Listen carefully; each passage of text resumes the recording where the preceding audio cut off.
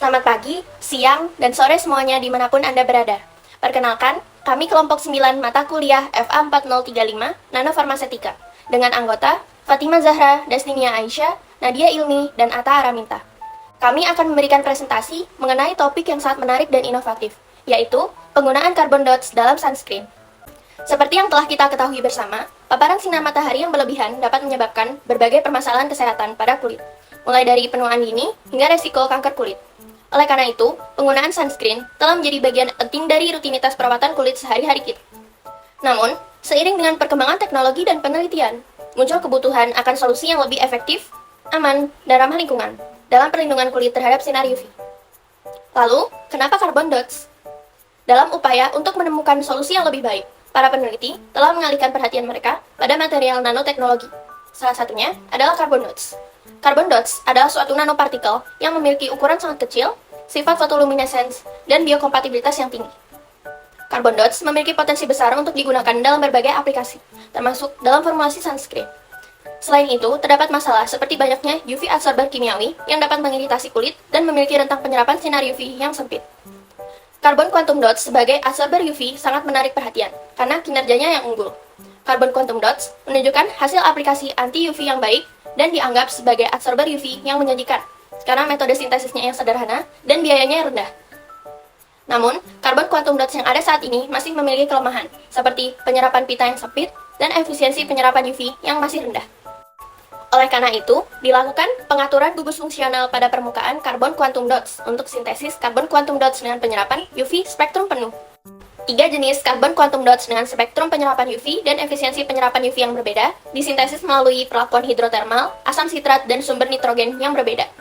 Untuk T1, asam sitrat dan urea dilarutkan dan dipanaskan pada suhu 200 derajat Celcius selama 5 jam. Untuk T2, proses yang sama dilakukan, namun menggunakan glisin sebagai pengganti urea. Untuk T3, asam sitrat dilarutkan bersama etilen glikol dan N-N-aksen bis 2 aminoetil 1,3-propandiamin. Kemudian dipanaskan pada suhu yang sama. Produk akhirnya didinginkan, difiltrasi, didialisis, dan diuapkan untuk mendapatkan carbon quantum dots dalam bentuk cair dan padat. Komposit T3 PVA dibuat dengan melarutkan PVA dalam air deionisasi, lalu ditambahkan T3. Kemudian, campuran dikeringkan untuk memperoleh film dengan fraksi massa yang bervariasi. Selanjutnya, UV diserap oleh carbon quantum dots melalui 2 rute berikut. Pertama, energi UV diserap, lalu ditransfer ke keadaan tereksitasi, kemudian diemisikan sebagai fluoresensi, diikuti pelepasan energi panas. Hal ini dibuktikan dengan paparan sinar UV pada carbon quantum dots dengan intensitas yang semakin meningkat, menunjukkan penyerapan UV yang hanya berkurang sedikit. Hal ini menunjukkan salah satu keunggulan carbon quantum dots, yaitu dapat menyerap UV dengan intensitas yang tinggi sekalipun. Kedua, energi UV diserap oleh struktur terkonjugasi dari carbon quantum dots seperti yang dapat dilihat pada slide. Selanjutnya, energi diperangkap, lalu dilepaskan dalam bentuk panas. Hal ini dibuktikan dengan paparan sinar UV pada beberapa konsentrasi carbon quantum dots. Pada carbon quantum dots yang konsentrasinya paling tinggi, suhu permukaannya juga paling tinggi, sehingga disimpulkan bahwa terdapat energi panas yang diserap dalam carbon quantum dots. Untuk penjelasan lebih lanjutnya terdapat pada slide berikut. Seperti yang sudah dijelaskan sebelumnya, bahwa dilakukan modifikasi menjadi 3 jenis gugus carbon dots. Hasil yang diperoleh bahwa T3 membentuk pita absorpsi spektral 3,10 hingga 4,43 elektronvolt yang mengabsorpsi sinar UVA dan UVB. Pada gambar ditunjukkan bahwa T3 merupakan garis yang berwarna merah. UVA memiliki panjang gelombang 320 hingga 400 nanometer, sedangkan UVB memiliki panjang gelombang 280 hingga 320 nanometer.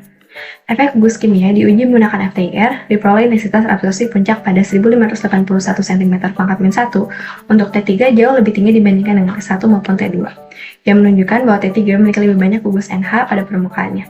Dengan gugus NH yang lebih banyak, menunjukkan kemampuan absorpsi UV yang lebih baik dan spektrum absorpsi UV yang lebih luas.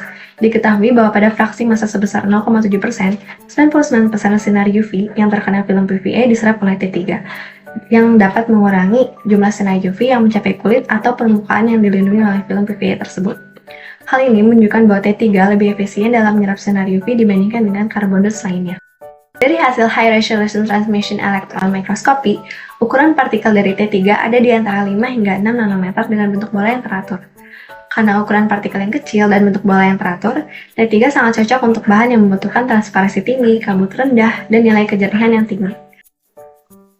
Dilakukan pengujian intensitas radiasi matahari di bawah 400 nanometer atau di wilayah UV, berkurang menjadi hanya sekitar 1,3% yang menunjukkan bahwa film T3 sangat efektif dalam menyerap sinar UV. Dilakukan kembali pengujian di bawah cahaya UV 365 dengan intensitas 13 kali lipat dari radiasi UV matahari untuk memastikan keefektifan film T3. Hasilnya menunjukkan tingkat absorpsi energi radiasi UV yang hanya sekitar 1,5% lebih rendah dibandingkan dengan di bawah radiasi matahari. Oleh karena itu, efisiensi absorpsi UV dari film ini sangat stabil dan tidak banyak terpengaruh oleh peningkatan intensitas radiasi. Ketahanan terhadap asam dan basa dari penyerap UV sangat penting untuk menentukan jangkauan aplikasi dari teknik pemrosesan produk kimia. Hasilnya menunjukkan bahwa kapasitas absorpsi UV dari lautan berkurang secara bertahap ketika nilai pH turun di bawah 4. Penurunan ini hanya sekitar 1-2% untuk nilai TUV. Sementara itu, ketika nilai pH meningkat dari 5 hingga 14, nilai TUV dari lautan ini tetap konstan, yang menunjukkan bahwa T3 sangat stabil dan efektif dalam berbagai kondisi asam dan basa. Meskipun penelitian ini menunjukkan keefektifan yang luar biasa dari carbon dots untuk produk sunscreen, sampai saat ini belum ada produk komersial. Namun dari penelitian ini dapat menjadi acuan untuk industri farmasi mengembangkan lebih lanjut produk sunscreen berbahan dasar carbon dots. Untuk menentukan efek sunscreen dari lapisan emulsi yang kami buat, dilakukan pengujian dengan pemaparan dengan sinar UV pada lapisan yang kami buat. Perlu diingat kembali bahwa sunscreen berbahan dasar carbon dot ini belum ada di pasaran. Namun berkat penelitian ini, kami dapat melakukan pengembangan produk untuk sunscreen yang berbahan dasar dengan carbon dot di masa yang akan datang. Berdasarkan hasil pengujian untuk efek sunscreen, untuk lapisan emulsi PVA itu memberikan jumlah eritema yang meningkat seiring dengan peningkatan intensitas radiasi. Berbeda dengan lapisan emulsi T3 yang tidak memberikan eritema bahkan hingga intensitas radiasi sebesar 5 minimal eritema dose. Hal ini menunjukkan bahwa lapisan emulsi T3 dapat mengabsorpsi UVA dan UVB dengan baik dan signifikan. Dan kami juga memperoleh nilai SPF dari lapisan emulsi T3 ini adalah sebesar 22. Kemudian untuk efek anti penuaan atau efek anti-aging, kami melakukan pengujian juga dengan UV 34800 watt selama 430 jam. Jika dilihat dari kondisi sebelumnya, lapisan emulsi PVA ini memberikan hasil atau tekstur kulit yang lebih bertekstur atau mungkin tidak lebih halus dibandingkan lapisan emulsi T3 setelah paparan selama 430 jam. Kemudian dilihat dari kekuatan tensilnya, lapisan emulsi PVA mengalami pengurangan kekuatan tensil yang cukup jauh dibandingkan dengan lapisan emulsi T3. Hal ini membuktikan bahwa lapisan emulsi T3 dapat mempertahankan efek dari elastisitas kulit sehingga dapat mencegah terjadinya penuaan dini. Berikut jurnal referensi yang kami gunakan untuk penyusunan materi dalam presentasi kali ini. Sekian presentasi yang dapat kami sampaikan. Terima kasih banyak atas perhatiannya dan mohon maaf jika terdapat kesalahan dalam penggunaan kata. Sekian, terima kasih.